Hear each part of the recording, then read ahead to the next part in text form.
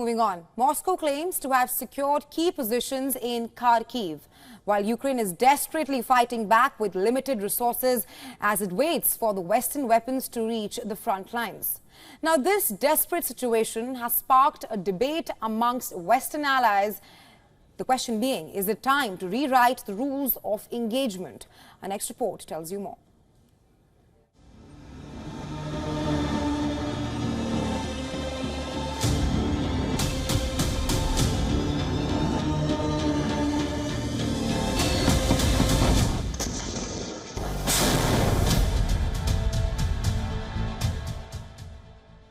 Russian troops are locked in intense battles with Ukrainian soldiers around the embattled town of Vovchansk in northeast Ukraine.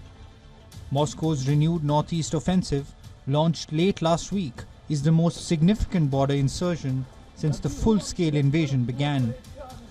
With Ukrainians on the back foot, Lithuania ignites a firestorm of debate.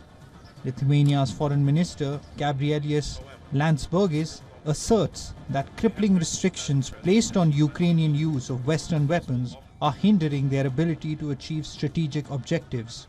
Lithuania, which is a NATO ally and shares a border with Russia, is seeking a bolder approach, allowing Ukraine to strike Russian territory, disrupt supply lines, and neutralize enemy forces poised to attack. This sentiment isn't isolated.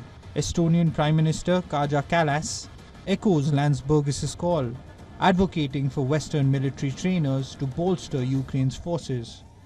The big NATO partners, too, become more lenient in their tone and tenure on how Ukraine should use their long-range missiles. We have not encouraged or enabled strikes outside of Ukraine, but ultimately Ukraine has to make decisions for itself about how it's going to conduct this war.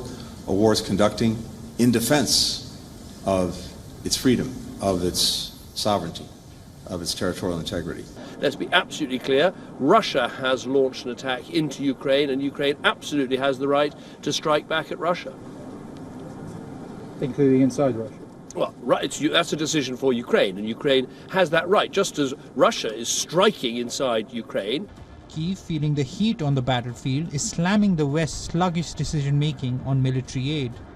Had we received Patriots in the beginning when there were very few drones operational, when they were using missiles, and had they seen the missiles are being shot down, they would have understood that it was pointless to target energy infrastructure on a massive scale.